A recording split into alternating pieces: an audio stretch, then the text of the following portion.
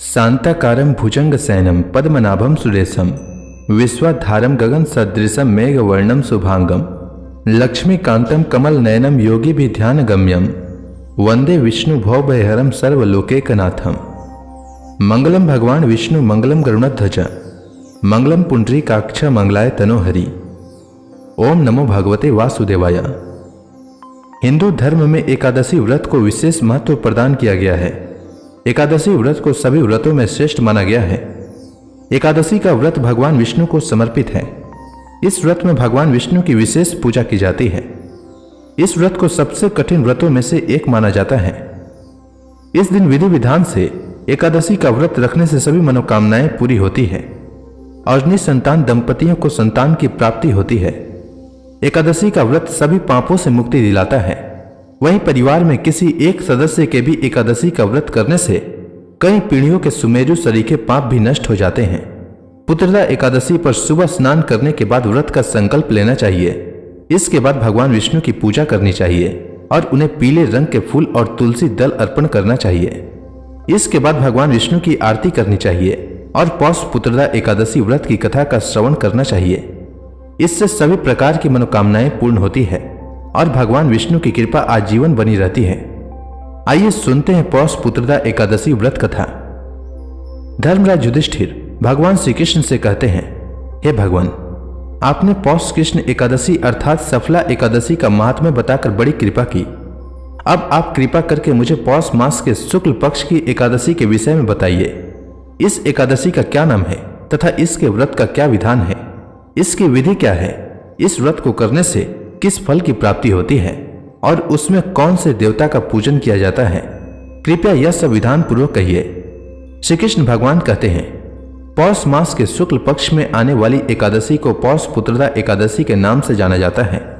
इसमें भगवान श्री नारायण की पूजा की जाती है। विधि पूर्वक इस व्रत को करना चाहिए। इस चर और अचर संसार में पुत्रदा एकादशी के व्रत के समान दूसरा कोई व्रत नहीं है। इसके पुण्य से मनुष्य तपस्वी, विद्वान और लक्ष्मीवान होता है।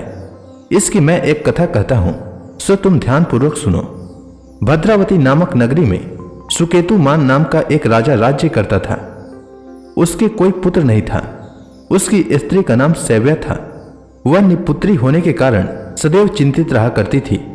राजा के पितर भी रो रोकर पिंड लिया करते थे और सोचा करते थे कि इसके बाद हमको पिंड कौन देगा। राजा को भाई, बांधव, धन, हाथी, घोड़े, राज्य और मंत्री, इन सब में से किसी से भी संतोष नहीं होता था। वह सदैव यही विचार करता था कि मेरे मरने के बाद मुझको कौन पिंड दान करेगा। बिना पुत्र के पितरों और देवताओं का ऋण मैं कैसे चुका सकूंगा। जिस घर में पुत्र न हो उस घर में सदैव अंधेरा ही रहता है। इसलिए पुत्र उत्पत्ति के लिए प्रयत्न करना चाहिए। जिस मनुष्य ने पुत्र का मुख देखा है वह धन्य है। उसको इस लोक में यश और परलोक में शांति मिलती है, अर्थात उसके दोनों लोक सुधर जाते हैं। पूर्व जन्म के कर्म से ही इस जन्म में पुत्र, धन आदि प्राप्त होते हैं। राजा इसी प्रकार रात दिन चिंता में लगा रहता था।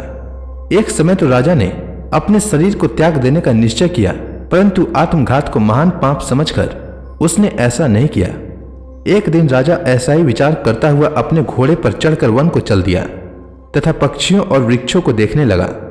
उसने देखा कि वन में मृग, व्याघ्र, सुअर, सिंह, बंदर और सर्प आदि सब भ्रमण कर रहे हैं। हाथी अपने बच्चों और हथनियों के बीच घूम रहा है। इस वन में कहीं तो गिद्धड़ अपने कर्कश स्वर में बोल रहे हैं, कहीं उल्लू ध्वनि कर रहे हैं। वन के दृश्यों को देखकर राजा सोच विचार में लग गया। इसी प्रकार आधा दिन बीत गया। वह सोचने लगा कि मैंने कई यज्ञ किए, ब्राह्मणों को स्वादिष्ट भोजन से तृप्त किया, फिर भी मुझको दुख प्राप्त हुआ। ऐसा क्यों? राजा प्यास के मारे अत्यंत दुखी हो गया और पानी की तलाश में इधर उधर फिरने लगा। थोड़ी दूर पर राजा ने एक सरोवर देखा। उस सरोवर में कमल खिले थे तथा सारस, हंस, मगरमच्छ आदि विहार कर रहे थे। उस सरोवर के चारों तरफ मुनियों के आश्रम बने हुए थे। उसी समय राजा के दाहिने अंग फड़कने लगे। राजा शुभ शकुन समझकर घोड़े से उतरकर मुनियों को दंडवत प्रणाम करके वहीं बैठ गया। राजा को देखकर मुनियों ने कहा, हे राजन, हम तुमसे अत्यंत प्रसन्न हैं। तुम्हारी क्या इच्छा है, सो हमसे कहो। राजा ने पूछा, महर्षि, आप कौन हैं और किस लिए यहां पर आए हैं, कृपा करके बताइए। मुनि कहने लगे, हे राजन, आज संतान देने वाली पुत्रदा एकादशी है। हम लोग विश्वदेव हैं और इस सरोवर में स्नान करने के लिए आए हैं। यह सुनकर राजा कहने लगा कि महाराज, मेरे भी कोई संतान नहीं है। यदि आप मुझ पर प्रसन्न हैं तो एक पुत्र का वरदान दीजिए। मुनि बोले, हे राजन, आज पुत्रदा एकादशी है, आप अवश्य ही इसका व्रत करें। भगवान की कृपा से अवश्य ही आपके घर में पुत्र होगा। मुनि के वचनों को सुनकर राजा ने भी उसी एकादशी का व्रत किया और द्वादशी को उसका पालन किया। इसके पश्चात मुनियों को प्रणाम करके अपने महल में वापस आया। कुछ दिन बीतने के बाद रानी ने गर्भ धारण किया और 9 महीने के पश्चात उनके एक पुत्र हुआ। वह राजकुमार अत्यंत शूरवीर, यशस्वी और प्रजापालक हुआ। श्री कृष्ण भगवान कहते हैं, हे राजन, पुत्र की प्राप्ति के लिए पुत्रदा एकादशी का व्रत करना चाहिए। जो मनुष्य इस महात्म्य को पढ़ता या सुनता है उसे अंत में स्वर्ग की प्राप्ति होती है। तो प्रेम से बोलिए भगवान विष्णु की जय, श्री कृष्ण भगवान की जय, समस्त देवी देवताओं की जय। एकादशी के दिन एकादशी व्रत कथा के साथ ही 11 माता की कथा भी अवश्य सुननी चाहिए। इससे व्रत का पुण्य फल प्राप्त होता है। तो आइए सुनते हैं 11 माता की कथा। एकादशी भगवान विष्णु की साक्षात शक्ति है। जिस शक्ति ने उस असुर का वध किया है जिसे भगवान भी जीत पाने में असमर्थ थे, उस शक्ति के आगे मनुष्य के पाप रूपी असुर भला कैसे टिक सकता है। जिस शक्ति ने देवताओं के कष्ट को हर कर उन्हें सुख दिया, वह प्राणी मात्र को क्या नहीं दे सकती। सुख, समृद्धि, शांति और मोक्ष, समस्त सुख सहज ही प्राप्त हो जाते हैं। 11 माता की भक्ति में इतनी शक्ति है कि जिसके प्रभाव से मनुष्य को सहज ही सभी प्रकार के सुख प्राप्त होते हैं और अंत समय में मोक्ष की प्राप्ति होती है। 11 माता की कथा के अनुसार सतयुग में एक महाभयंकर दैत्य हुआ करता था। उसका नाम मूर था। उस दैत्य ने इंद्र आदि सभी देवताओं पर विजय प्राप्त कर उन्हें उनके पद से हटा दिया। तब इंद्र ने भगवान शंकर से प्रार्थना की, हे भोलेनाथ, हम सब देवता मूर दैत्य के अत्याचारों से दुखी होकर मृत्यु लोक में अपना जीवन व्यतीत कर रहे हैं। राक्षसों के भय से हम बहुत दुख और कष्ट भोग रहे हैं। मैं स्वयं बहुत दुखी और भयभीत हूं। अन्य देवताओं की तो बात ही क्या करें। अतः हे कैलाशपति, कृपा कर आप मूर दैत्य के अत्याचार से बचाने का उपाय बताइए। देवराज इंद्र के प्रार्थना सुनकर भगवान शंकर ने कहा, हे देवेंद्र, आप भगवान श्री विष्णु के शरण में जाइए। मधु कैटव का संहार करने वाले भगवान विष्णु देवताओं को अवश्य ही इस भय से मुक्त करेंगे। भगवान शंकर के आदेश का पालन करते हुए इंद्र तथा अन्य देवता क्षीर सागर गए, जहां पर भगवान श्री विष्णु शेष शैया पर विराजमान थे। इंद्र सहित सभी देवताओं ने भगवान विष्णु को देखा और उनके समक्ष उपस्थित होकर उनकी स्तुति करने लगे। वे कहने लगे, हे तीनों लोकों के स्वामी, आप स्तुति करने योग्य हैं। हम सभी देवताओं का आपको कोटि कोटि प्रणाम है। हे दैत्यों के संहारक, हम आपकी शरण में हैं, आप हमारी रक्षा करें। हे त्रिलोकपति, हम सभी देवता दैत्यों के अत्याचार से भयभीत होकर आपकी शरण में आए हैं। इस समय दैत्यों ने हमें स्वर्ग से निकाल दिया है और हम सभी देवता बड़े ही दयनीय स्थिति में मृत्यु लोक में विचरण कर रहे हैं। अब आप ही हमारे रक्षक हैं, हमारी रक्षा करें। हे जगन्नाथ, आप हमारी रक्षा करें। देवताओं की करुण पुकार सुनकर भगवान श्री विष्णु बोले, हे देवगणों, वह कौन सा दैत्य है जिसने देवताओं को जीत लिया है? आप सभी देवगण किसके भय से पृथ्वी लोक में भटक रहे हैं? क्या वह दैत्य इतना बलवान है जिसने इंद्र सहित सभी देवताओं को जीत लिया है? तुम निर्भय होकर मुझे सब हाल बताओ।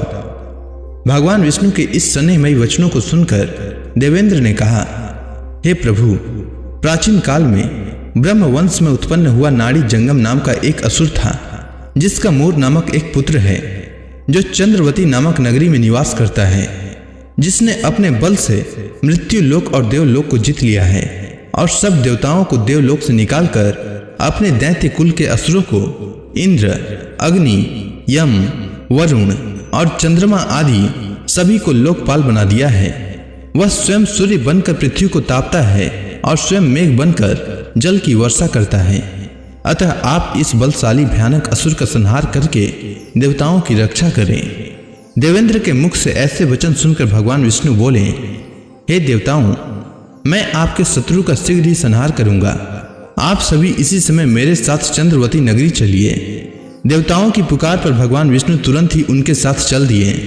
उधर दैत्यराज मूर ने अपने तेज से जान लिया था कि श्री विष्णु युद्ध की इच्छा से उसकी राजधानी में आ रहे हैं। अतः अपने राक्षस योद्धाओं के साथ वह भी युद्ध भूमि में आकर गरजने लगा। देखते ही देखते युद्ध शुरू हो गया।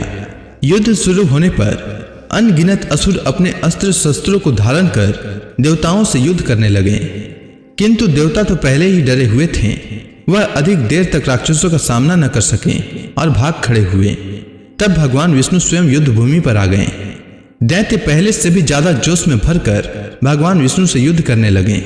वे अपने अस्त्र शस्त्रों से उन पर भयानक प्रहार करने लगे। दैत्यों के आक्रामक वारों को श्री हरि विष्णु अपने चक्र और गदा के प्रहारों से नष्ट करने लगे। इस युद्ध में अनेक दैत्य सदा के लिए मृत्यु की गोद में समा गए, किंतु दैत्यराज मूर भगवान विष्णु के साथ निश्चल भाव से युद्ध करता रहा। उसका तो जैसे अभी बाल भी बांका नहीं हुआ था। वह बिना डरे युद्ध कर रहा था। भगवान विष्णु मूर को मारने के लिए जिन जिन शस्त्रों का प्रयोग करते वे सब उसके तेज से नष्ट होकर उस पर पुष्पों के समान गिरने लगते। अनेक अस्त्रों शस्त्रों का प्रयोग करने पर भी भगवान विष्णु उससे जीत न सके। तब वे आपस में मल्ल युद्ध करने लगे। भगवान श्री विष्णु उस असुर से देवताओं के लिए सहस्त्र वर्षों तक युद्ध करते रहे, किंतु उस असुर से न जीत सके। अंत में भगवान विष्णु शांत होकर विश्राम करने की इच्छा से बद्रिकाश्रम स्थित 38 कोस लंबी एक द्वार वाली हेमवती नाम की एक गुफा में प्रवेश कर गए। उस गुफा में भगवान ने शयन किया। भगवान विष्णु के पीछे पीछे वह दैत्य भी चला आया था। भगवान श्री विष्णु को सोता देखकर वह दैत्य उन्हें मारने को तैयार हुआ। वह सोच रहा था कि आज मैं अपने चिर शत्रु को मारकर हमेशा हमेशा के लिए निष्कंटक हो जाऊंगा, परंतु उसकी यह इच्छा पूर्ण न हो सकी, क्योंकि उसी समय भगवान विष्णु की देह से दिव्य वस्त्र धारण किए एक अत्यंत मोहिनी कन्या उत्पन्न हुई और राक्षस को ललकार कर उससे युद्ध करने लगी। उस कन्या को देखकर राक्षस को घोर आश्चर्य हुआ और वह सोचने लगा कि यह ऐसी दिव्य कन्या कहां से उत्पन्न हुई, और फिर वह असुर उस कन्या से लगातार युद्ध करता रहा। कुछ समय बीतने पर उस कन्या ने क्रोध में आकर उस दैत्य के अस्त्रों शस्त्रों को टुकड़े टुकड़े कर दिए। अब तो उस दैत्य को बड़ा ही क्रोध आया और वह सारी मर्यादाएं भंग करके उस कन्या से मल्ल युद्ध करने लगा। उस तेजस्वी कन्या ने उसको धक्का मारकर मूर्छित कर दिया और उसकी मूर्छा टूटने से पूर्व ही उसका सिर काटकर धड़ से अलग कर दिया। सिर काटते ही वह असुर पृथ्वी पर गिरकर मृत्यु को प्राप्त हुआ। बाकी बचे असुर अपने राजा का ऐसा दुखद अंत देखकर भयभीत होकर पाताल लोक में भाग गए। भगवान विष्णु जब निद्रा से जागे तो उस असुर को मरा देखकर उन्हें घोर आश्चर्य हुआ और वे सोचने लगे कि इस महाबली को किसने मारा है। तब वह तेजस्वी कन्या श्री हरि से हाथ जोड़कर बोली, हे जगदीश्वर, यह असुर आपको मारने को उद्यत था, तब मैंने आपके शरीर से उत्पन्न होकर इस असुर का वध किया है। कन्या की बात सुनकर भगवान बोले, तुमने इस असुर को मारा है, अतः हे कन्या, मैं तुमसे अत्यंत प्रसन्न हूँ। इसे मारकर तुमने तीनों लोकों के देवताओं के कष्ट को हरा है, इसीलिए तुम अपनी इच्छा अनुसार वरदान मांग लो, मैं तुम्हारी प्रत्येक इच्छा को पूर्ण करूंगा। भगवान की बात सुनकर कन्या बोली, हे प्रभु, मुझे यह वरदान दीजिए कि जो मनुष्य या देव मेरा व्रत करे उसके सभी पाप नष्ट हो जाएं और अंत में उसे स्वर्ग लोक की प्राप्ति हो। मेरे व्रत का आधा फल रात्रि को मिले और उसका आधा फल एक समय भोजन करने वाले को मिले। जो श्रद्धालु भक्ति पूर्वक मेरे व्रत को करे वे निश्चय ही वैकुंठ लोक को प्राप्त करे। जो मनुष्य मेरे व्रत में दिन तथा रात्रि को एक बार भोजन करे वह धन धान्य से भरपूर रहे।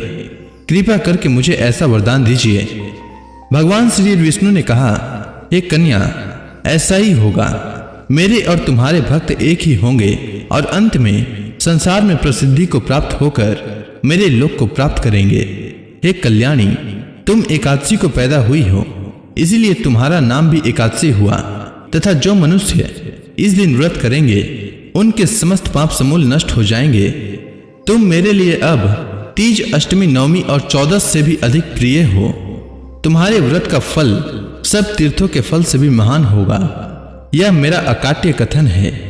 इतना कहकर भगवान श्री विष्णु उसी स्थान पर अंतर ध्यान हो गए। अब आप सभी भक्तगण हाथ जोड़कर भगवान श्री हरि का ध्यान करें। आरती होने वाली है। ओम जय एकादशी माता, मैया जय एकादशी माता। विष्णु पूजा व्रत को धारण करके, विष्णु पूजा व्रत को धारण करके शक्ति मुक्ति पाता। ओम जय एकादशी माता। तेरे नाम गिनाऊं देवी, भक्ति प्रदान करनी, भक्ति प्रदान करनी।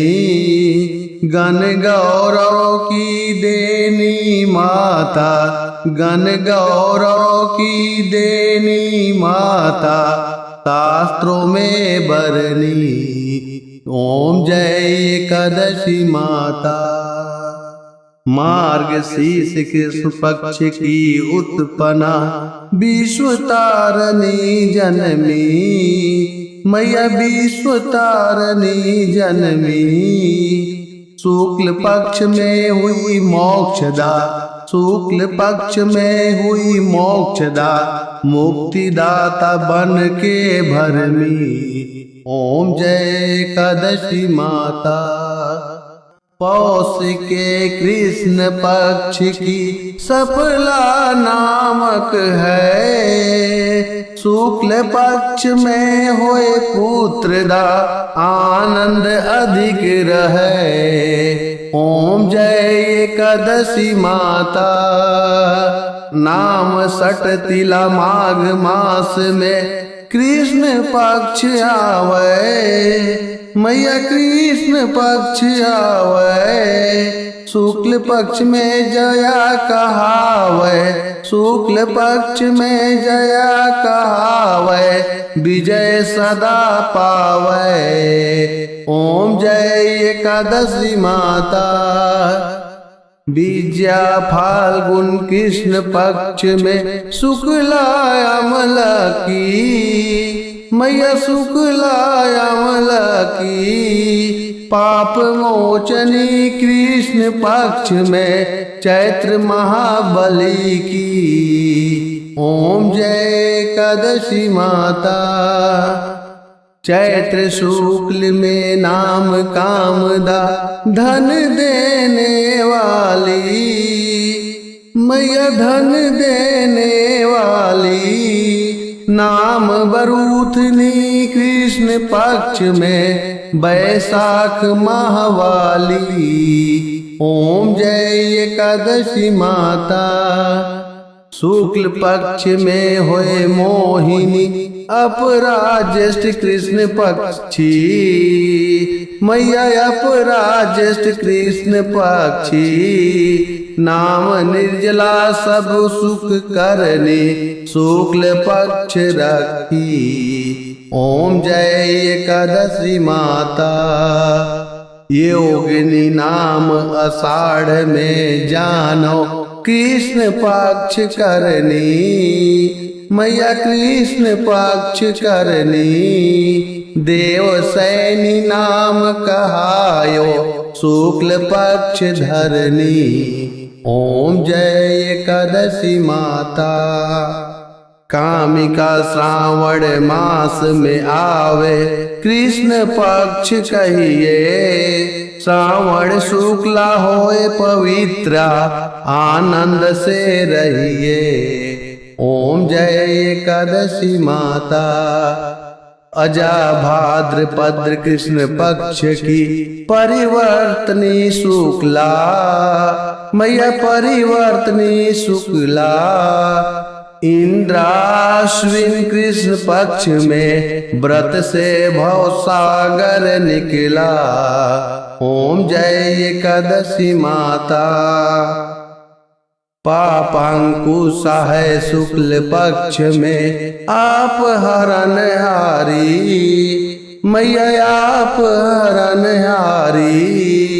रमा मास कार्तिक में आवे, सुखदायक भारी। ओम जय एकादशी माता। देवोत्थान शुक्ल पक्ष की दुख नाशक मैया, पावन मास में करूं विनती, पार करो नैया। ओम जय एकादशी माता, परमा कृष्ण पक्ष में होती, जन मंगल करनी, मैया जन मंगल करनी। शुक्ल मास में होए पद्धिनी, दुख दरिद्र हरनी। ओम जय एकादशी माता, जो कोई आरती एकादशी की भक्ति सहित गावे, मैया भक्ति सहित गावे। जन गुरु दिता स्वर्गवासा, निश्चय वह पावे। ओम जय एकादशी माता। तो प्रेम से बोलिए विष्णु भगवान की जय, माता लक्ष्मी की जय।